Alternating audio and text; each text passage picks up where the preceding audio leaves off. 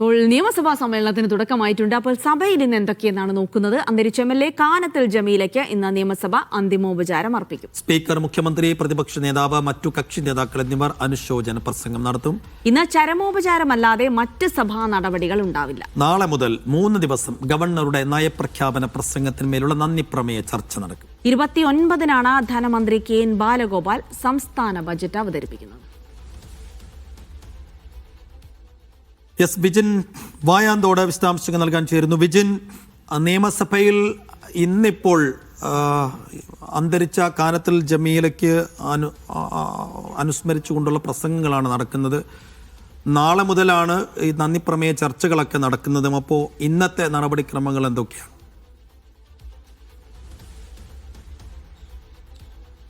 സൈഫുദ്ദീൻ ജിൽസി, ഇന്നലെ ആരംഭിച്ച നിയമസഭാ സമ്മേളനത്തിൽ ഇന്ന് ഒറ്റ അജണ്ട മാത്രമാണുള്ളത്. അത് മുൻ കൊയിലാണ്ടി MLA കാനത്തിൽ ജമീലയ്ക്ക് ചരമോപചാരം അർപ്പിച്ച് പിരിയുക എന്നുള്ളതാണ്. മുഖ്യമന്ത്രിയും ഒപ്പം തന്നെ സ്പീക്കറാണ് ചരമോപചാര പ്രമേയം അവതരിപ്പിക്കുക. അതിനുശേഷം മുഖ്യമന്ത്രിയും ഒപ്പം തന്നെ പ്രതിപക്ഷ നേതാവും മറ്റ് കക്ഷി നേതാക്കളും ഒക്കെ ചരമോപചാരം അർപ്പിച്ച് സംസാരിക്കും. അതോടുകൂടി ഇന്നത്തെ അജണ്ട എന്തായാലും പൂർത്തിയാകും. എന്തായാലും രണ്ടാം പിണറായി സർക്കാരിന്റെ അവസാനത്തെ നിയമസഭാ സമ്മേളനമാണ് ഇന്നലെ ആരംഭിച്ചത്. ഇന്നലെ സാധാരണഗതിയിൽ പ്രതിപക്ഷ ഭരണപക്ഷ വാക്കേറ്റങ്ങൾ ഒക്കെയാണ് ഉണ്ടാകാറെങ്കിൽ ഇന്നലെ നേരെ തിരിച്ച് ഗവർണർ സർക്കാർ പോരിനാണ് ഇന്നലെ നിയമസഭ വേദിയായത്. നയപ്രഖ്യാപനവുമായി ബന്ധപ്പെട്ട വലിയ തരത്തിലുള്ള വിവാദങ്ങൾ, ഒഴിവാക്കപ്പെട്ട ഭാഗങ്ങൾ തിരുത്തി വായിച്ചു എന്നതുൾപ്പെടെയുള്ള വിഷയങ്ങൾ ഉയർത്തി മുഖ്യമന്ത്രിയാണ് മറ്റൊരു പ്രമേയം നയപ്രഖ്യാപനത്തിന്റെ ഭാഗമായി അവതരിപ്പിച്ചത്. അത് സ്പീക്കർ പിന്നീട് അംഗീകരിക്കുകയായിരുന്നു. ഒരുപക്ഷെ കേരള നിയമസഭ ഇതുവരെ കണ്ടിട്ടില്ലാത്ത നടപടികൾക്ക് ഒക്കെയാണ് ഇന്നലെ നിയമസഭ സാക്ഷ്യം വഹിച്ചത്. എന്തായാലും നാളെ മുതൽ നന്ദി പ്രമേയ ചർച്ച ആരംഭിക്കുമ്പോൾ അതിൽ വലിയ തരത്തിലുള്ള പ്രതിഷേധം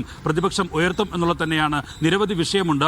നിയമസഭാ സമ്മേളനത്തിന് ഇനി ദിവസങ്ങൾ മാത്രം ബാക്കിയെന്ന് പറയാം. 2 മാസത്തിനിടയിൽ നിയമസഭാ സമ്മേളനത്തിന്റെ നോട്ടിഫിക്കേഷൻ വരാൻ പോകുന്നു. തെരഞ്ഞെടുപ്പിലേക്ക് കടക്കാൻ പോകുന്നു. അതിനു മുന്നോടിയായുള്ള നിയമസഭാ സമ്മേളനം എന്നതുകൊണ്ട് തന്നെ സ്വർണ്ണക്കൊള്ള, ഒപ്പം തന്നെ രാഹുലിന്റെ വിഷയം, പുനർജനി വിഷയം, പ്രതിപക്ഷ നേതാവിനെതിരായ പുനർജനി വിഷയം, സജി ചെറിയാന്റെ വിവാദ പരാമർശം, വെള്ളാപ്പള്ളി നടേശനുമായി ബന്ധപ്പെട്ട ന്യൂനപക്ഷങ്ങൾക്ക് എതിരായ വിഷയം, ഒപ്പം തന്നെ ഈ സമുദായ സംഘടനാ നേതാക്കളുടെ യോജിപ്പ്, അതുമായി ബന്ധപ്പെട്ട വിവാദങ്ങൾ, വിഷയങ്ങൾ, അങ്ങനെ പലതരത്തിലുള്ള വിഷയങ്ങൾ ഈ നിയമസഭാ സമ്മേളനത്തെ വലിയ തരത്തിൽ കലുഷിതമാക്കുമെന്ന കാര്യത്തിൽ ഒരു സംശയവുമില്ല. പലതരത്തിലുള്ള അടിയന്തര പ്രമേയങ്ങൾ ഉൾപ്പെടെ പ്രതിപക്ഷം നിയമസഭയിൽ കൊണ്ടുവരും. കഴിഞ്ഞ നിയമസഭാ സമ്മേളനത്തിൽ പ്രതിപക്ഷം അവതരിപ്പിച്ച പല അടിയന്തര പ്രമേയങ്ങളും അത് അവതരണാനുമതി നൽകുകയും അതുമായി ബന്ധപ്പെട്ട ചർച്ചകളിലേക്ക് സർക്കാർ കടക്കുകയും ഒക്കെ ചെയ്തിരുന്നു. ഈ സമ്മേളനത്തിൽ തെരഞ്ഞെടുപ്പ് മാസങ്ങൾ ആയതുകൊണ്ട് തന്നെ ഏതൊക്കെ തരത്തിലുള്ള നിലപാട് ഇക്കാര്യത്തിൽ ഭരണപക്ഷം സ്വീകരിക്കും എന്നുള്ളതും ഏറ്റവും പ്രധാനപ്പെട്ടതാണ്. എന്തായാലും വലിയ തരത്തിലുള്ള ഒരു വാക്പോരിന് വേദിയാകുന്ന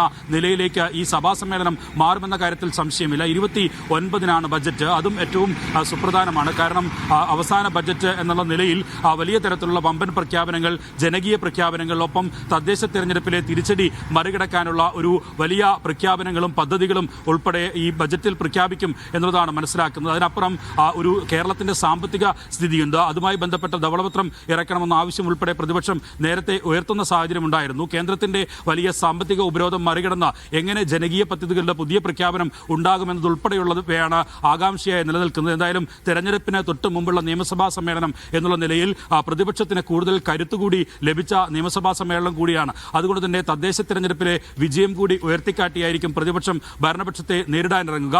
അത് ഭരണപക്ഷം തിരിച്ച് പലതരത്തിലുള്ള വിഷയങ്ങൾ ഉയർത്തി പ്രതിരോധിക്കാൻ കൂടി ശ്രമിക്കുമ്പോൾ വലിയ തരത്തിലുള്ള കലുഷിതമാകുന്ന ഒരു സമ്മേളനമായി ഈ സമ്മേളനം മാറും. അതിന്റെ 2ാം ദിവസമാണ് ഇന്ന്. അത് കാനത്തിൽ ജമീലയ്ക്ക് ചരമോപചാരം അർപ്പിച്ച് ഏകദേശം 10 മണിയോടുകൂടി സഭ ഇന്നത്തേക്ക് പിരിയും.